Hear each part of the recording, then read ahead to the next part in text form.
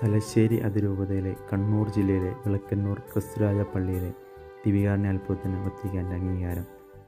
2013 November 15 അന്നത്തെ വികാരിയായിരുന്ന father Thomas പതിക്കൽ രാവിലെ അർപ്പിച്ച ദിവ്യബലി മധ്യയാണ് തിരുവോസ്തിയിൽ ഈശോയുടെ തിരുമുഖം തെളിഞ്ഞുവന്ന അസാധാരണമായ സംഭവം ഉണ്ടായതായി സാക്ഷ്യപ്പെടുത്തിയത്. തിരുവോസ്തി വികാരിയച്ഛന് അരുളിക്കൽ വയ്ക്കുകയും വിശുദ്ധ കുർബാന പൂർത്തിയാക്കുകയും ചെയ്തു. പിന്നീട് ആയിരക്കണക്കിന് ആളുകൾ പള്ളിയിലേക്ക് തിരുവോസ്തി ദർശിക്കാനായി എത്തിയിരുന്നു. അന്നത്തെ ആർച്ച് ബിഷപ്പായിരുന്ന മാർ ജോർജ് വലിയമറ്റ പിതാവിൻ്റെ നിർദ്ദേശപ്രകാരം 2013 നവംബർ 17 തിരുവോസ്തി തലശ്ശേരി ആർച്ച് ബിഷപ്പ് ഹൗസിലേക്ക് കൊണ്ടുവരികയും രഹസ്യമായി സൂക്ഷിക്കുകയും ശാസ്ത്രീയ പഠനങ്ങൾക്കായി റോമിലെ വിശ്വാസ തിരുസംഘത്തെ ഏൽപ്പിക്കുകയും ചെയ്തു.